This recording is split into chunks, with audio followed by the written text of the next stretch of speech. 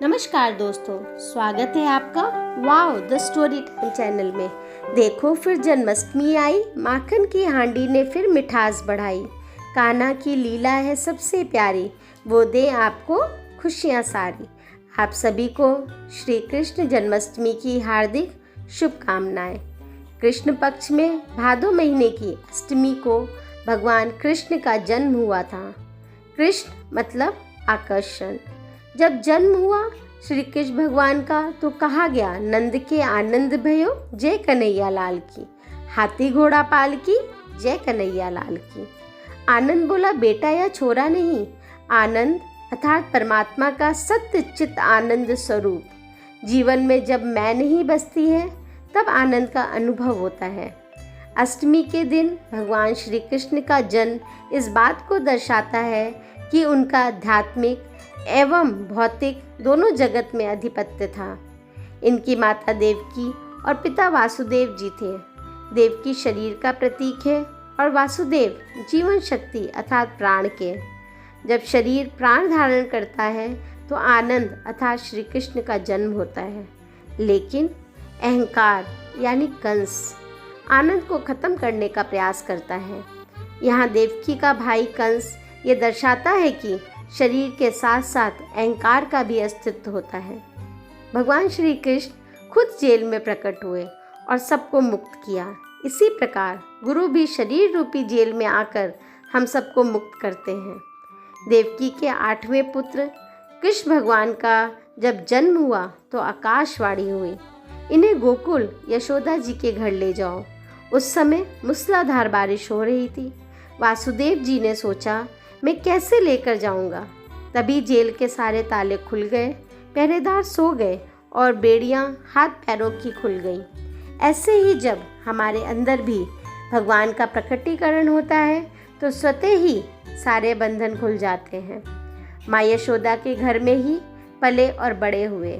बचपने ही में ही पूतना वध किया, कालिया नाग का दमन किया, ग्वाल बालों के साथ मिलकर माखन चुराया, गोपियों की मटकी फोड़ी।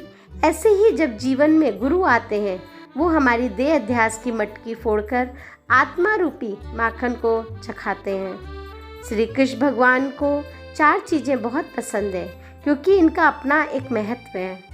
पहला, मयूर पंख।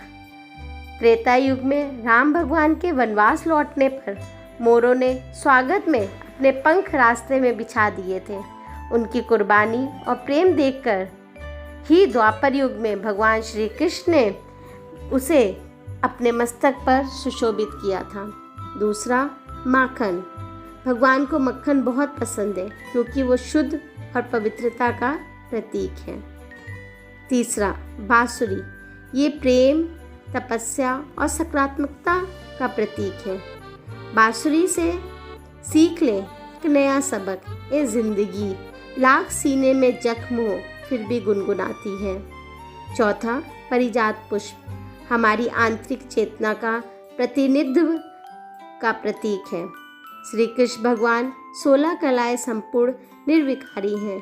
उनकी त्रिभंगी मुद्रा प्रतीक है कि उनका एक पांव पृथ्वी पर मजबूती से जमा हुआ है और दूसरा उठा हुआ है, परंतु संतुलित है। यह संतुलित जीवन जीने के सही तरीके को दर्शाता है। 5 साल की उम्र में ही गोपियों के साथ मिलकर महारास किया, रुक्मणी जी को शिशुपाल से बचाया, कंस का भी वध किया।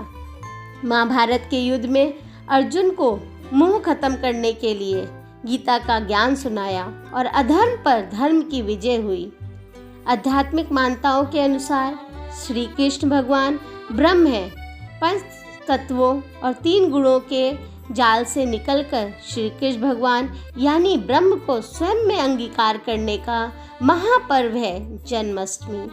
इस दिन भगवान श्री कृष्ण के उस विराट स्वरूप को अपनी चेतना में एक बार फिर सजीव करने के लिए अपने दैनिक जीवन में अपने सच्चे स्वरूप को प्रकट करना ही श्री कृष्ण के प्रकट होने का असली रहस्य है। भगवान श्री कृष्ण हम सब के भीतर एक आकर्षक और आनंदमय धारा है।